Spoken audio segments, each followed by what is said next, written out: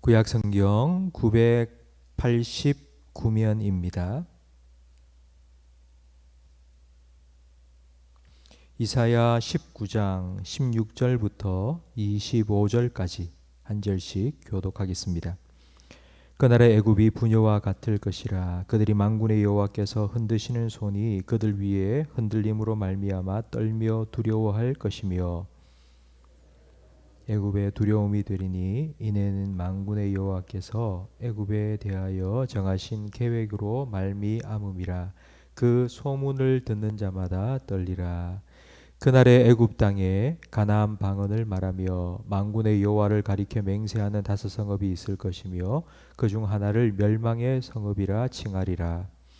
그날의 애굽 땅 중앙에는 여호와를 위하여 제단이 있겠고 그 변경에는 여호와를 위하여 기둥이 있을 것이요 이것이 애굽 땅에서 만군의 여호와를 위하여 징조와 증거가 되리니 이는 그들이 그 압박하는 자들로 말미암아 여호와께 부르짖겠고 여호와께서는 그들에게 한 구원자이자 보호자를 보내사 그들을 건지실 것임이라. 여호와께서 자기를 애굽에 알게 하시리니 그날에 애굽이 여호와를 알고 제물과 예물을 그에게 드리고 경배할 것이요 여호와께 서원하고 그대로 행할 여호와께서 애굽을 치실지라도 치시고는 고치실 것이므로 그들이 여호와께로 돌아올 것이라. 여호와께서 그들의 간구함을 들으시고 그들을 고쳐 주시리라. 그날에 애굽에서 아수르로 통하는 대로가 있어 아수르 사람은 애굽으로 가겠고 애굽 사람은 아수르로 갈 것이며 애굽 사람이 아수르 사람과 함께 경배하리라.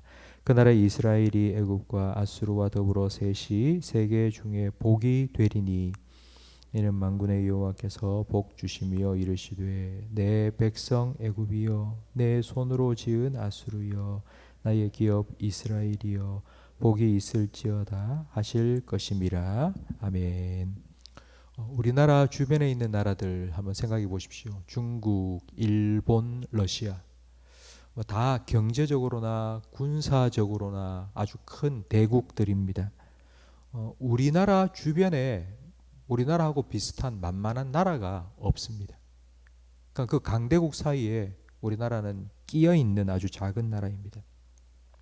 이스라엘도 우리나라와 비슷합니다. 아수르와 바벨론, 애굽과 구스와 같은 강대국 틈바구니에 끼어 있었습니다. 그런데 17절 말씀해 보니 유다의 땅은 애굽의 두려움이 될 것이라고 말씀합니다. 그러니까 유다가 애굽의 두려움이 된다. 아주 옛날 한번 이런 적이 있었습니다. 그때가 언젠가니 바로 출애굽 때입니다. 하나님께서는 애굽 왕 바로에게 내 백성을 보내라. 안 그러면 내가 재앙을 내릴 것이라 말씀하셨습니다.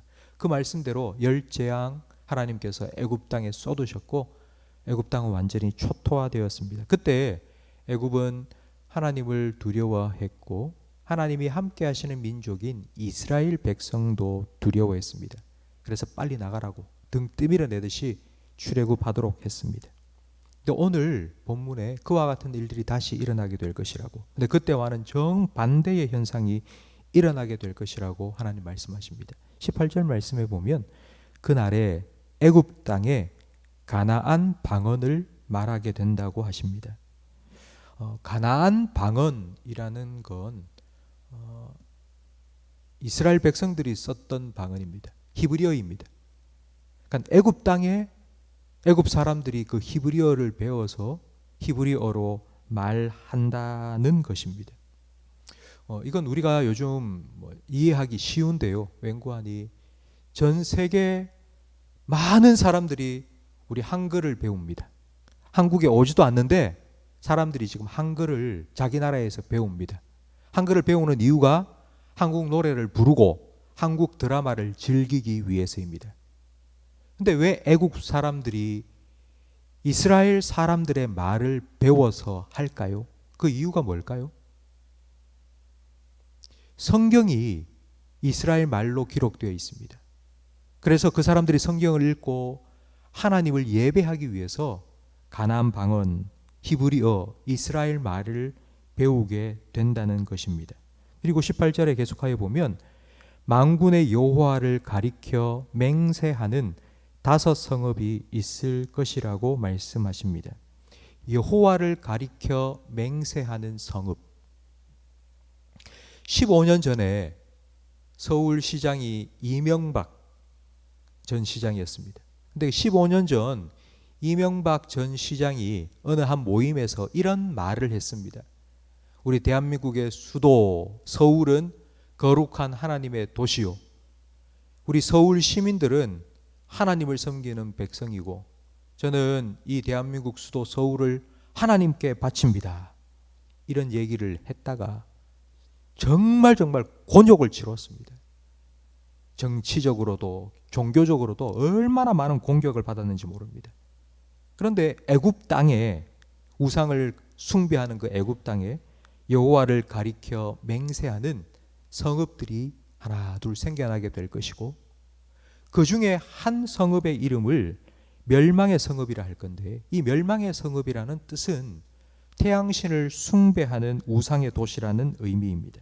그러니까 우상 숭배의 중심지가 하나님을 섬기는 도시가 된다는 의미입니다. 여러분, 애굽 땅에 이런 놀라운 영적인 변화가 일어나게 된 이유가 뭘까요? 여러분, 이런 일은, 애굽 땅이 변화되는, 하나님께로 돌아오는 이 일은 에스겔이 환상에서 본 마른 뼈들이 하나님의 군대로 일어나는 것과 같은 그런 기적입니다. 한 나라가 완전히 바뀌어버린 것입니다. 어떻게 해서 이런 일이 일어날 수 있을까요? 무슨 일이 일어난 것일까요? 20절 말씀에 보면 나와 있습니다. 이것이 애굽 땅에서 만군의 여호와를 위하여 징조와 증거가 되니 이는 그들이 그 압박하는 자들로 말미암아 여호와께 부르짖겠고 여호와께서는 그들에게 한 구원자이자 보호자를 보내사 그들을 건지실 것임이라. 그리고 21절에 여호와께서 자기를 애굽에 알게 하시리니 그날에 애굽이 여호와를 알고 제물과 예물을 그에게 드리고 경배할 것이요. 하나님께서 애굽 땅에 구원의 역사를 이루어 주시기 때문입니다. 그 일을 통해서 애굽은 하나님이 진짜 살아계신 하나님이라는 것을 알게 되고, 그 하나님을 알게 되자 가만히 있을 수가 없습니다. 그래서 하나님을 예배하기 시작한 것입니다. 이런 놀라운 구원의 역사가 애굽 땅에 일어나게 될 것이라고 하나님께서는 약속해 주셨습니다. 성도 여러분, 오늘 본문에 나온 이 애굽의 회복의 약속이 바로 이 땅에 130여 년 전 이 땅에 일어났습니다. 하나님께서 약속하신 이 말씀 그대로 바로 이 한반도에 일어났습니다. 우상과 미신으로 가득 찬 이 땅에 하나님께서는 선교사님들을 보내주시고 복음의 빛을 비추어 주셨습니다. 그리고 일제강점기 때 얼마나 많은 우리 믿음의 선배들이 하나님 이 나라를 구해달라고, 우리를 살려달라고 기도했습니다. 민족의 위기 앞에서 기도하면서 하나님께서는 얼마나 은혜를 주셨는지, 평양, 지금 북한의 수도인 평양, 그 평양은 별명이 하나 생겼습니다. 평양의 별명이 동방의 예루살렘이라는 별명이 생겼고, 그리고 이 대구 땅의 별명이 무엇인지 여러분 아세요? 제2의 예루살렘이라는 별명이 생겼습니다. 그리고 하나님께서는 그 기도에 응답해 주셔서 이 땅에 해방을 주셨고, 한국 전쟁의 폐허 속에서 다시 나라가 우뚝 설 수 있도록 크신 은혜를 베풀어 주셨습니다. 하나님의 은혜입니다. 하나님께서 우리에게 찾아와 주셔서 하나님의 하나님 되심을 알려주셨고, 우리는 그 하나님을 경배하고 예배하면서 하나님의 은혜를 누린 겁니다. 우리는 이걸 잊어서는 안 됩니다. 하나님의 은혜를 절대로 잊어서는 안 되고, 우리 선조들이 하나님 앞에 흘렸던 피와 눈물을 우리는 반드시 기억해야 됩니다. 영적으로 회복된 애굽은 정치적으로도 그리고 외교적으로도 회복됩니다. 영혼이 잘 되면 범사가 잘 됩니다. 23절 말씀에 그날에 애굽에서 아수르로 통하는 대로가 있어 아수르 사람은 애굽으로 가겠고 애굽 사람은 아수르로 갈 것이며 애굽 사람이 아수르 사람과 함께 경배하리라. 애굽을 치러 올라온 아수르가 애굽과 서로 왕래합니다. 그리고 하나님을 함께 예배합니다. 성도 여러분, 바로 이 23절 이하의 말씀이 우리나라와 북한을 위해서 기도해야 될 기도 제목입니다. 단순히 전쟁이 없는 그런 임시적인 평화, 그런 위장 평화가 아니라 정말 하나님 안에서 하나가 되어서 함께 하나님을 예배하는 참된 평화가 이 땅에, 이 한반도 가운데 하나님 허락해 달라고 우리 기도해야 됩니다. 그리고 24절 25절 말씀에 보면 그날에 애굽과 아수르와 이스라엘이 똑같이 하나님 다스리는 하나님 나라가 되어서 하나님의 복을 받게 될 것이라고 말씀하십니다. 성도 여러분, 하나님께서 약속하신 애굽 땅의 회복이 이 땅 가운데 이루어졌습니다. 이제 한 가지 남은 게 있습니다. 우리를 통해서 우리 주변에 있는 많은 나라들이 하나님의 복을 함께 누리는 이 일 남아 있습니다. 우리 주변에 있는 나라, 일본, 중국, 러시아, 우상을 숭배하는 일본, 그리고 공산주의 국가인 중국과 러시아, 한번 생각해 보십시오. 지금 중국은 선교사님들을 추방시키고 있습니다. 지난주에 또 제 친구 목사님 가정이, 중국에 선교사로 있는 가정이 추방당해서 한국에 왔다는 소식을 또 들었습니다.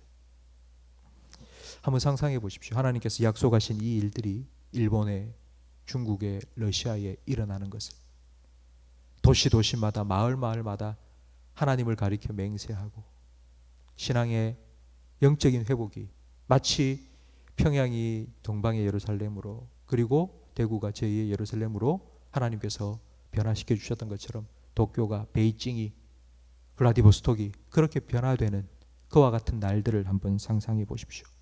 하나님께서 약속하신 그 일들을 하나님께서는 반드시 이루실 것입니다. 그런데 하나님께서는 아브라함을 통해서 이 약속을 해주셨습니다. 너를 통하여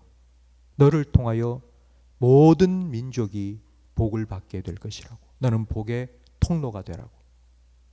하나님께서 약속하신 이 놀라운 복이 우리를 통하여 어떻게 이루어지는가 하니 바로 기도입니다. 기도. 우리나라뿐만 아니라 우리 주변에 있는 나라를 위해서 하나님께서 약속하신 이 놀라운 축복이 임하게 해달라고, 영적인 회복을 허락해달라고 여러분 기도하십시오. 하나님께서 여러분의 기도를 통하여서 하나님의 은혜와 하나님의 축복을 열방 가운데 허락하여 주실 것입니다. 그날이 올 것입니다. 함께 하나님을 예배하는 그날을 기대하시면서 기도하시는 우리 모든 성도님들이 되시기를 주님 이름으로 축원합니다. 기도.